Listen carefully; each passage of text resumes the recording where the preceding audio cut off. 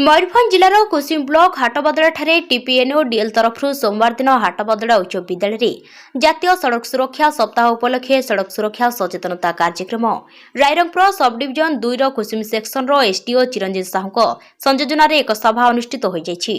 प्रथमे उच्च विद्यालय निकटू बाहरी कारगिल छक दे छात्र छात्री एवं टीपीएनओ डीएल कर्मचारी मिसी प्लाकार्ड धरी स्लोगान दे सचेतनता करी एक शोभायात्रा हाटबदड़ा बजार पर्यंत परिक्रमा करथिले।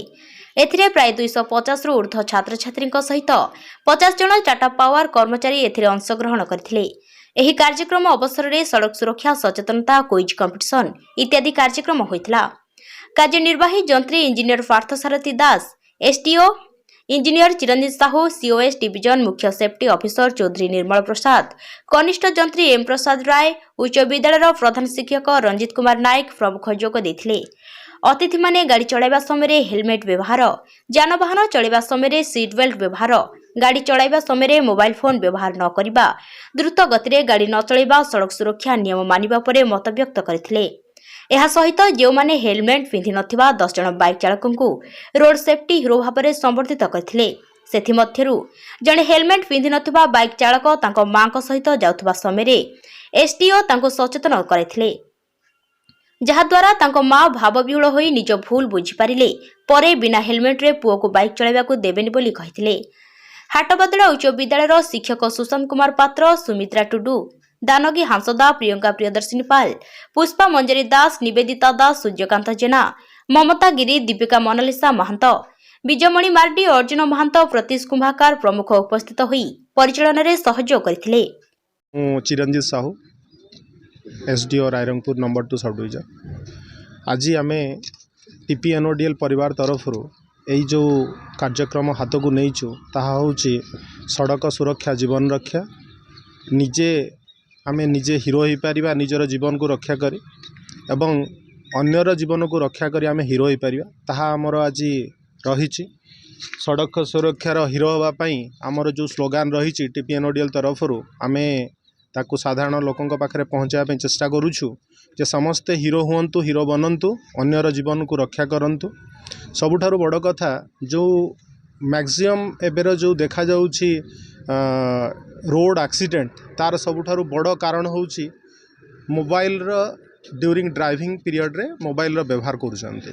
तो ताकू अवॉइड करवा दरकार अछि। मोबाइलटा नो डाउट आगे बिना मोबाइल रे मध्य जीवन यात्रा चालूथला, एबे मध्य चली पारिबो। मोबाइलटा होची केवल निहाती जरूरी समय व्यवहार करियार अछि। जदि मोबाइल को व्यवहार करूछन्ति ताहले गाड़ी को रखी करी ठीक जगार ठीक भाव में रखंतु एवं तापरे कथबार्ता ही पुणी गाड़ी चलांतु। द्वितीय रे कौनसी निशाद्रव्य सेवन न करी गाड़ी चलांतु।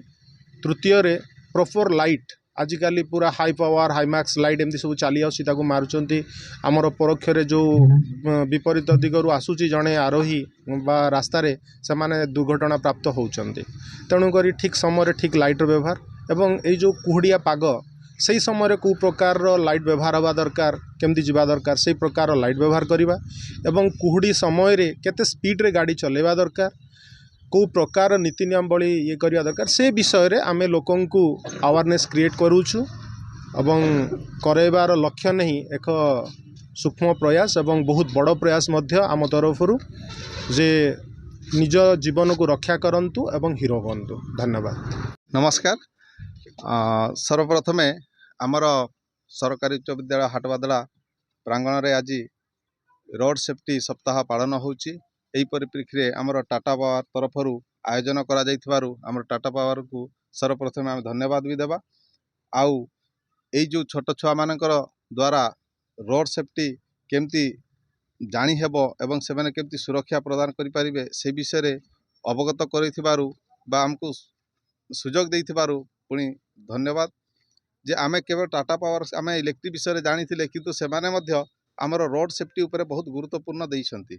आउ सेमाने मुख्य भाव में आमर जो छोट छोट छुआ मानक माध्यम रे केमती रोड सेफ्टीटा भल हो पारिबो से विषय रे से आमर थी आयोजन करिसंती। तो प्रथमे आमे कोन करिबा जे एई जो रोड सेफ्टीटा केवल जे रास्ता उपर ही निर्भर करूची सेमती नुहे, आमर ताकू केमती ठीक भाव में ଆମର ସାଙ୍କେତିକ ଚିହ୍ନ କେମିତି ବ୍ୟବହାର କରାଯିବ, କେମିତି କେତେବେଳେ ରାସ୍ତା ପାର କରିବା, କେତେବେଳେ ଯିବା, ବାଁ ପଟେ ଯିବା, ଡାହାଣ ପଟେ ଯିବା, ଏସବୁ ଛୋଟ ଛୁଆମାନଙ୍କୁ ଆମେ ଶିକ୍ଷା ମାଧ୍ୟମରେ ଦେଇଥାଉ। କିନ୍ତୁ ଆମକୁ ଯେଉଁ ଏବେ ଗୋଟେ ସଂସ୍ଥା ଟାଟା ପାୱାର ଜରିଆରେ ଆମକୁ ଶିଖାଉଛନ୍ତି, ସେଥିପାଇଁ ବହୁତ ଖୁସି ଲାଗୁଛି। ଆଉ ଆମର ଛୁଆମାନେ ମଧ୍ୟ ବହୁତ ଆୱେର୍ ଅଛନ୍ତି ଯେ କେମିତି ଆମେ ମାନେ ରୋଡ଼ରେ କେମିତି ଦୁର୍ଘଟଣା ହେବ ନାହିଁ, ଦୁର୍ଘଟଣା ହେଲେ ଆମେ କ'ଣ କରିବା, ଏ ବିଷୟରେ ବହୁତ କିଛି ମାନେ ଜାଣିଲେ ମଧ୍ୟ। ଆଉ এইগুଡ଼ାକ କ'ଣ ହେଉଛି, ଆମେ ଜାଣିବା ଦ୍ୱାରା ଘରେ ଆମର ଅଛନ୍ତି କିଛି ଆମ ମାନେ ଅଭିଭାବକ ଅଛନ୍ତି, ସେମାନଙ୍କୁ ମଧ୍ୟ ଭଲ ଭାବରେ ଜଣା ନାହିଁ ଯେ ରାସ୍ତାରେ ଆମେ କେମିତି ଗାଡ଼ି ଚଲାଇଲା ବେଳେ ହେଲମେଟ୍ ପିନ୍ଧିବା, କିମ୍ବା କଥା ହେଇ ମୋବାଇଲ ଫୋନ୍ରେ କଥା ହେବା ନାହିଁ, କିମ୍ବା ଆମେ ଯେତେବେଳେ ଦେଖିବା ଦୁଇ ପାର୍ଶ୍ୱକୁ ଅନେଇକି ରାସ୍ତା କଭର କରିବା। ଆମର ମୁଖ୍ୟତଃ ପ୍ରତ୍ୟେକ ବିଦ୍ୟାଳୟ ଗୁଡ଼ିକ ରାସ୍ତା ସାଇଡ଼୍ରେ ହିଁ ଅଛି, ତେଣୁ ସେହି ସମୟରେ ଗାଡ଼ି ଦୁର୍ଘଟଣା ଛୁଆମାନଙ୍କର ବହୁତ କିଛି ଅସୁବିଧା ହେଉଛି, ଏମିତି ଜୀବନ ମୃତ୍ୟୁ ମୁଖରେ ମଧ୍ୟ ପଡ଼ୁଛନ୍ତି। ତ ସେଗୁଡ଼ାକ ନିହାତି ଭାବରେ ଛୁଆମାନେ ବି ଜାଣିବା ଦରକାର, ଅଭିଭାବକ ଜାଣିବା ଦରକାର, ଏମିତି ଜନସାଧାରଣ ନିହାତି ଭାବରେ ଜାଣିବା ଦରକାର। ଜାଣିଲେ ମଧ୍ୟ କ'ଣ ହେଉଛି, ବିଭିନ୍ନ ପ୍ରକାରର ଅସୁବିଧା ହେଉଥିବାରୁ ଆମକୁ ମାନେ ବହୁତ ସମୟରେ ଆମକୁ ସଚେତନତା କରାଇବାର ଆବଶ୍ୟକ ପଡ଼ୁଛି।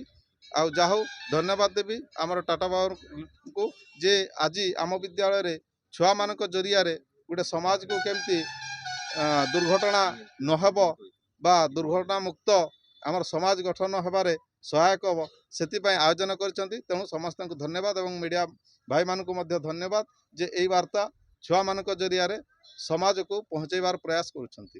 ତେଣୁ ଧନ୍ୟବାଦ। ରାଇରଙ୍ଗପୁରରୁ ଅକ୍ଷୟ ବିଶ୍ୱାଳଙ୍କ ରିପୋର୍ଟ, ନ୍ୟୁଜ୍ ଓଡ଼ିଆ।